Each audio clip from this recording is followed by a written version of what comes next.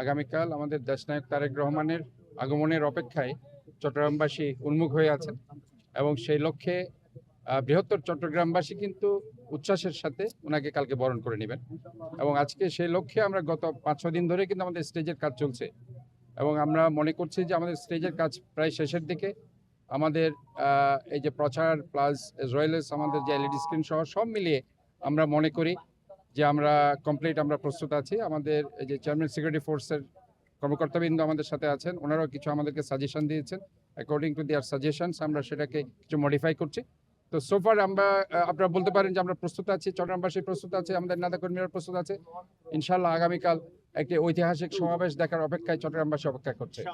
কালকে যেটা সমাবেশ হবে সেটাতে 23 জন সংসদ সদস্য প্রার্থী কালকে আসবেন আমাদের বৃহত্তর চট্টগ্রাম। ইভেন কক্সবাজার জোনের যে 4 জন সংসদ সদস্য প্রার্থী আছে ওনারাও কিন্তু কালকে এখানে আসবেন, ওনাদের বক্তব্য উপস্থাপন করবেন। কাজে আমি মনে করছি যেটা এটা পুরো বৃহত্তর চট্টগ্রাম কক্সবাজার জোন, তারা কিন্তু কালকে এখানে আসবেন। কাজে এই প্রচারণী অভিযান যেটা স্ব জায়গায় তারা যে কালকে আসবে এটাই প্রচারণী উৎসবে পরিণত হবে বলে আমি মনে করছি।